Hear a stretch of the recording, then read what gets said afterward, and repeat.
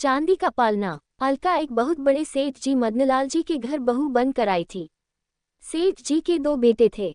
बड़ा बेटा सुनील जिसकी शादी हो चुकी थी, छोटा बेटा मोहित जिसके लिए अलका को पसंद किया गया था।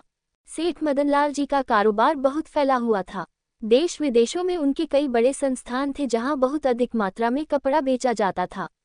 सेठी जी की बड़ी बहू जानकी एक बहुत बड़े परिवार से थी। जानकी बहुत ही घमंडी थी। वह हमेशा अपने पति सुनील से लड़ती झगड़ती रहती थी। पूरा घर इसी बात से परेशान रहता था। धन दौलत, नौकर चाकर सब होते हुए भी शांति नहीं थी। सेठ मदनलाल जी का छोटा बेटा मोहित विदेश से पढ़ाई करके आया था। बहुत मेहनती था। सेठ जी के व्यापार को उसने बहुत आगे तक बढ़ा दिया था। विदेशों से आने वाले सभी ऑर्डर को वह खुद संभालता था। सेठ जी ने अपने ही कपड़े के कारखाने में काम करने वाले एक बुनकर की बेटी को अपने बेटे मोहित के लिए पसंद किया था। घर वालों ने विरोध भी किया, लेकिन सेठ जी अमीर घर से रिश्ता जोड़ना नहीं चाहते थे। अलका जब घर में आई तो महल जैसा घर देखकर उसे बहुत आश्चर्य हुआ। सेठ जी, बेटी चिंता मत कर, यहाँ बहुत से नौकर चाकर लगे हुए हैं, तुझे कुछ नहीं करना पड़ेगा। धीरे धीरे तू यहाँ के तौर तरीके सीख जाएगी।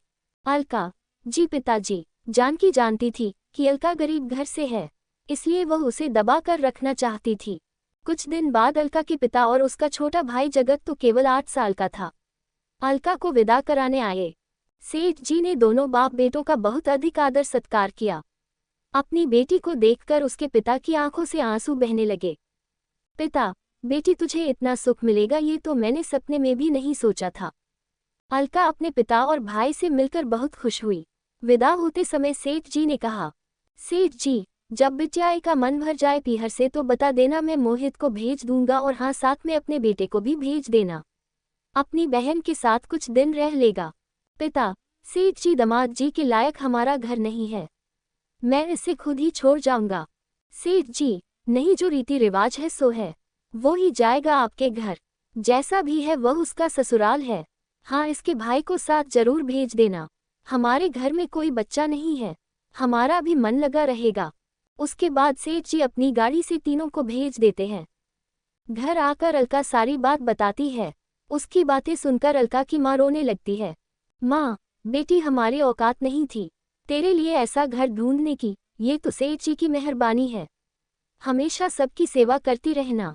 कुछ दिन बाद अलका को लेने मोहित आता है। वह अपने साथ जगत को भी ले जाते हैं। अलका और जगत का स्वागत होता है।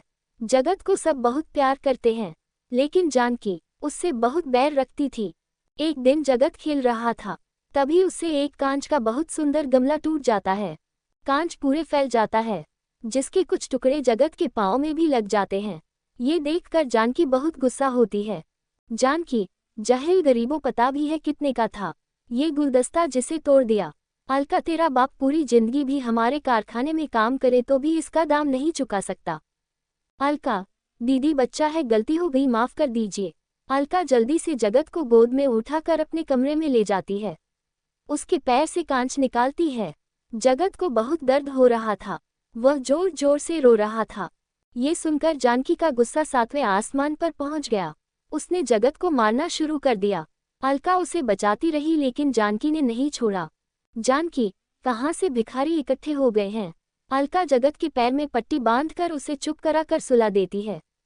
शाम को अलका बाकी सबके आने से पहले एक गाड़ी में बैठकर जगत को अपने पिता के घर पहुंचा आती है, जिससे कि बात ज्यादा न बढ़े। शाम को सेठ जी जगत के लिए मिठाई लेकर आए थे, लेकिन जगत को न पाकर वे दुखी हो जाते हैं। घर के नौकर उन्हें सब बता देते हैं। सेठ जी जानकी से बहस नहीं करना चाहते थे। इसी तरह समय बीत जाता है।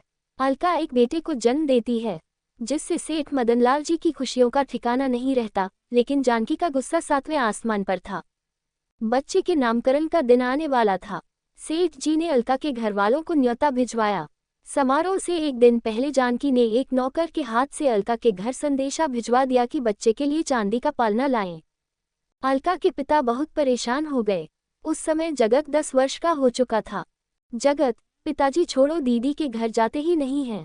पिता, नहीं बेटे, सब उसे ताने मारेंगे, जाना तो पड़ेगा। जगत, लेकिन पालना कहाँ से आएगा।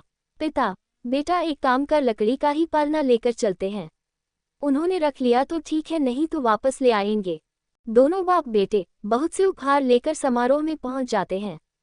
सेठ जी और उनके दोनों बेटे उनका बहुत स्वागत करते हैं। जिस समय बच्चे का नामकरण होना था, उस समय बच्चे को पालने में लिटाना था।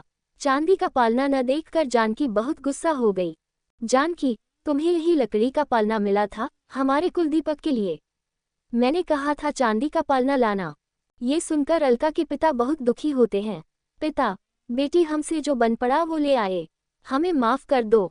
सेठ जी, समधी जी आप क्यों माफी मांग रहे हैं? जानकी तुम्हें जो कुछ कहना है मुझसे कहो। वे बेचारे कहाँ से लाते चांदी का पालना और तुमने इनसे कहा ही क्यों पालना लाने के लिए? अलका पूजा के स्थान पर बैठी अपने पिता और भाई की बेइज्जती देखकर रो रही थी। जानकी, वाह पिताजी, जो रिवाज है वो तो करनी ही पड़ेगी। सेठ जी, चुप हो जाओ बहू, सब मेहमान जुड़े हैं। मैं अभी चांदी का पालना मंगा देता हूँ। जानकी, नहीं पिताजी, पालना तो मायके से ही आता है। जगत को बहुत गुस्सा आ जाता है। जगत, बड़ी दीदी मैं आपसे वादा करता हूँ, जब तक अपने भांजे के लिए चांदी का पालना नहीं ला देता चैन से नहीं बैठूंगा। चलिए पिताजी। दोनों बाप बेटे आंखों में आंसू लिए वहां से वापस चले जाते हैं। अगले दिन जगत काम ढूंढने लगता है। वह छोटी सी उम्र से ही मेहनत करके पैसे जोड़ने लगता है। इस बात को 10 साल बीत जाते हैं। इस बीच न अलका कभी अपने पीहर आए न उसके पीहर से कोई उसकी ससुराल गया। सेठ जी अब बूढ़े हो गए थे। वे ज्यादातर घर पर ही रहते थे। एक दिन उनके घर के सामने एक बड़ा सा ट्रक उतरा। उसमें बहुत सा सामान था। ट्रक के साथ आए मजदूर एक एक करके सारा सामान अंदर ले जाने लगे। सेठ जी ने उनसे पूछा, लेकिन वे बिना कुछ बताए सारा सामान घर के आंगन में रख आए। सेठ जी, ये सब क्या है? हमने तो कुछ नहीं मंगाया। तभी बाहर एक आलीशान कार आकर रुकती है। उसमें से एक बहुत सुंदर युवक बाहर निकलता है। घर के आंगन में पहुंचकर वह सेठ जी के पैर छूता है। सेठ जी, बेटा तुम कौन हो और ये सब क्या है? अलका और जानकी भी वहां आ जाती हैं। अलका, जगत तू कितना बड़ा हो गया, पूरे 10 साल हो गए तुझे देखे।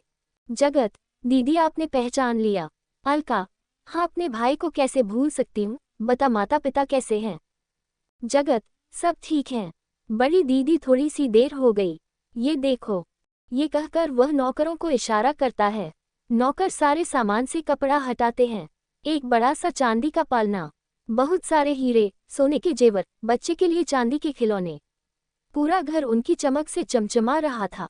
जानकी, भैया मुझे माफ कर दो, मैंने घमंड में तुम्हारे पिता का अपमान किया था। उसकी मुझे यही सजा मिली कि मेरे कोई औलाद नहीं है। अलका अपने भाई के गले लगकर खूब रोई।